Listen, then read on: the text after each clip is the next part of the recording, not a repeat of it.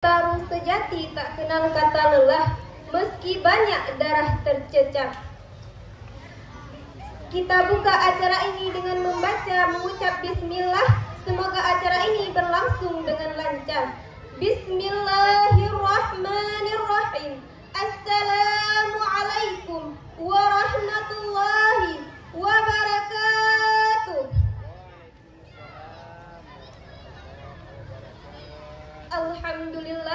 Alhamdulillahi rabbil alamin. Wassalatu wassalamu ala asyrafil anbiya'i wal mursalin, nabiyina Muhammadin wa ala alihi wa sahbihi ajma'in wa man tabi'ahum bi ihsani ila yaumiddin, amma ba'du.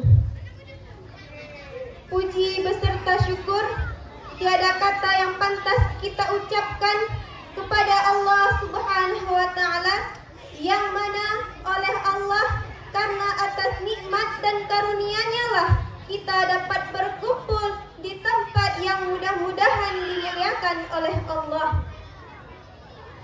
Dan Allah juga telah menjadikan 7 petala langit tanpa tiang dan 7 petala bumi tanpa tali gantungan beserta isi keduanya. Dan Allah juga telah menjadikan beribu-ribu nikmat, di antaranya yaitu nikmat iman dan nikmat Islam. Andai kata kita kumpulkan dedaunan menjadi kertas, air laut menjadi tinta, maka kita tidak sanggup menulis kedua nikmat tersebut. Dalam sebuah pepatah, buah coklat bijinya rapat-rapat sehingga tupai dapat berlompat, sambil berkata 4 ayat, Qul huwallahu ahad, Allahus samad, lam yalid wa lam yulad wa lam yakul lahu kufuwan ahad.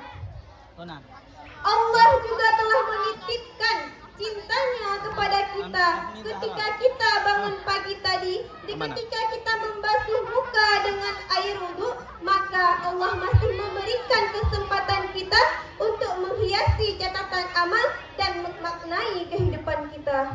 Maka dari itu, bersihkanlah diri kita, sucikanlah diri kita, terutama di bulan-bulan suci, di bulan-bulan haram, yaitu bulan Sya'ban. Dalam hadis, apabila bulan Sya'ban telah masuk, bersihkanlah diri kita dan persiapkanlah dirimu untuk puasa Ramadan. Hadis riwayat Baihaqi.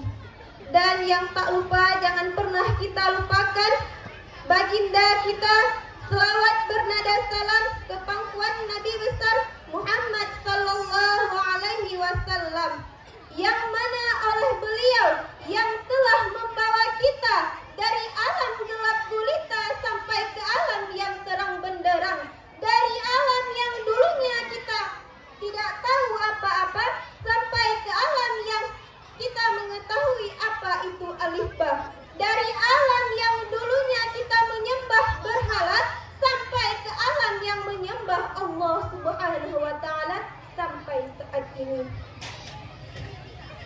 Dan beliau juga rela anak menjadi yatim, istri menjadi janda demi mempertegakkan kalimatul haq, la ilaha illallah Muhammadar Rasulullah. Ta'zim wal ikramah saya kepada ulama-ulama muhtabar yang masih menjadi lampu sirajam munira bagi kita semua, dan penghormatan saya kepada pimpinan Dayah Nahdlatul Fatah, dan penghormatan saya kepada dewan-dewan juri, dan penghormatan saya kepada panitia-panitia, dan penghormatan saya kepada pendai-pendai yang seperjuangan dengan saya, dan penghormatan saya yang paling istimewa pada malam ini yaitu hadirin-hadirin rahimakumullah yang sudi kiranya sudah berhadir di tempat yang mudah-mudahan dimuliakan oleh Allah. Jadi judul dari ceramah singkat saya yaitu amalan-amalan dan fadilah dalam bulan Sya'ban. Hadirin rahimakumullah, mengingat waktu sunnahnya Rasulullah, yaitu bulan Sya'ban, di mana bulan Sya'ban adalah bulan yang tepat bagi kita untuk meraih keutamaan dan amalan-amalan yang bisa kita dapatkan yang luar biasa dari Allah Subhanahu wa taala. Sebagaimana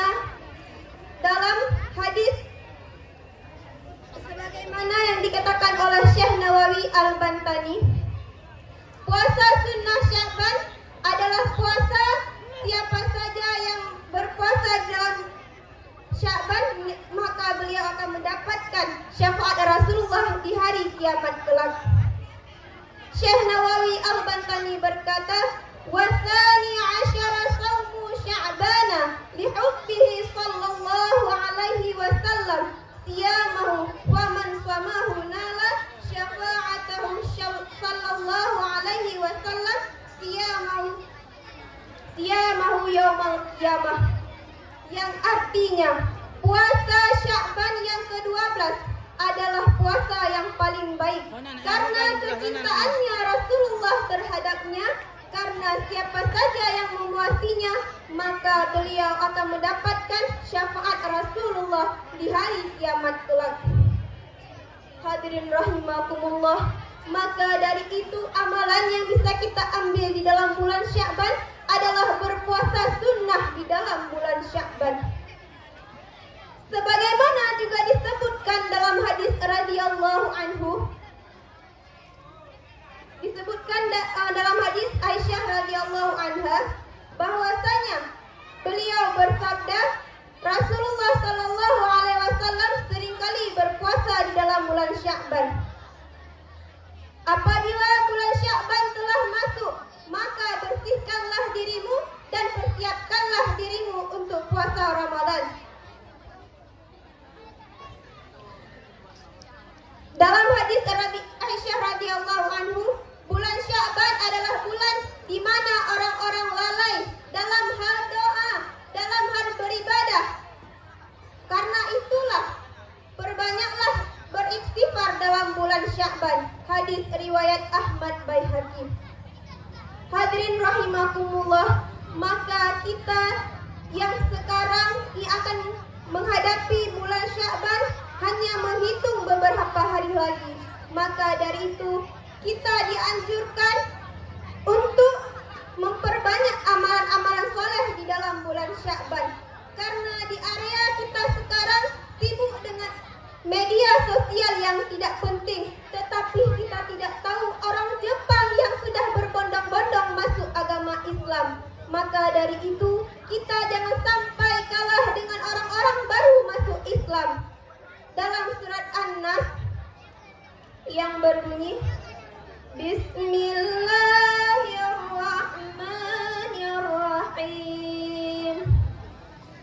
Idza jaa nasrullahi wal fath wa ra'aitan nasa yadkhuluna fi dinillahi afwaja fasabbih bihamdi rabbika wastaghfirhu innahu kana tawwaba. Yang artinya, apabila sudah datang pertolongan Allah dan kemenangan dan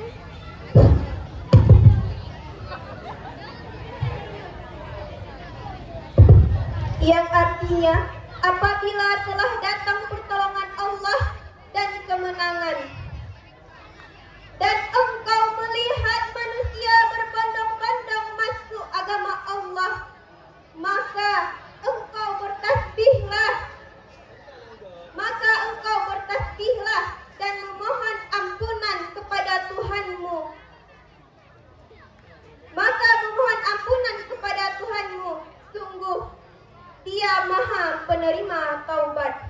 Maka hadirin rahimakumullah, kita yang berada di majelis ta'lim ini, semuanya kita bertasbih kepada Allah Subhanahu wa taala karena surat An-Nas tersebut sudah berada di kalangan kita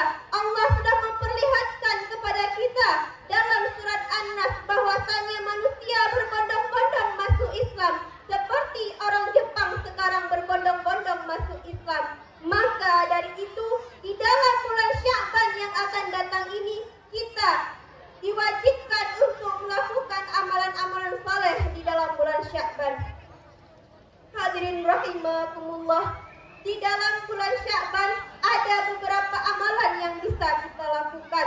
Yang pertama puasa sunnah, yang kedua membaca Al-Quran.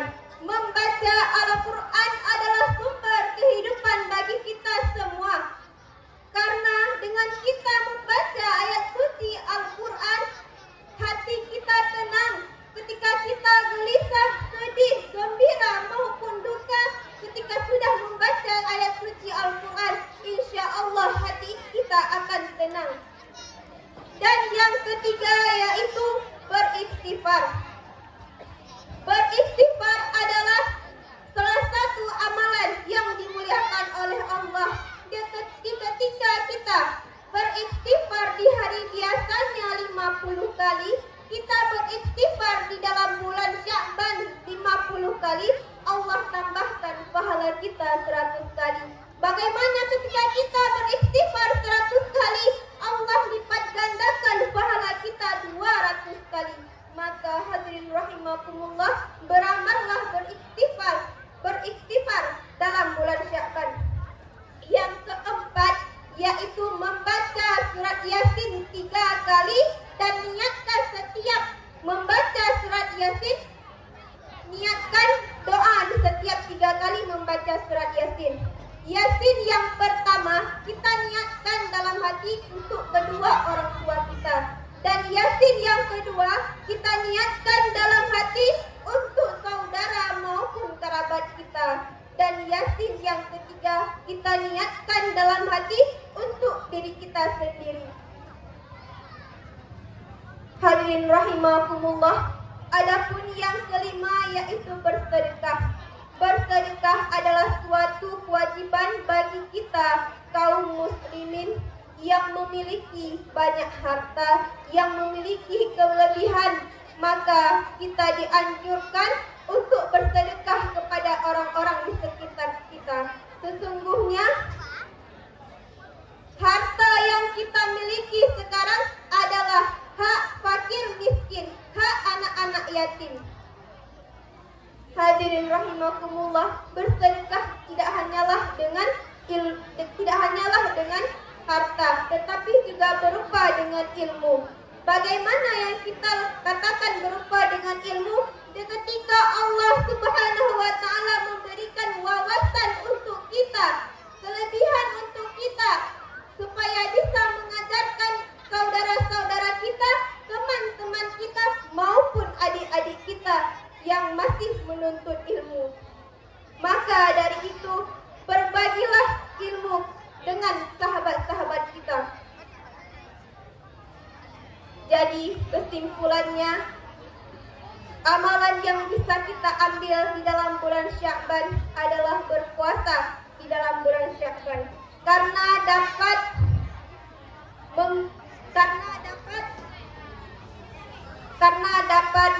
mempersiapkan diri untuk memasuki bulan Ramadan dan membersihkan diri dari dosa-dosa dan mendapatkan pahala lebih banyak. Maka semoga kita yang berada di majelis ta'lim ini senantiasa mendapatkan rahmat dan berkah darinya. Amin amin ya rabbal alamin. Mungkin cukup sekian dari ceramah singkat saya. Makan roti janganlah berlari. Kalaulah jatuh kita yang rugi. Bersihkan diri, sucikan hati. Sambut nisfu Sya'ban tak lama lagi.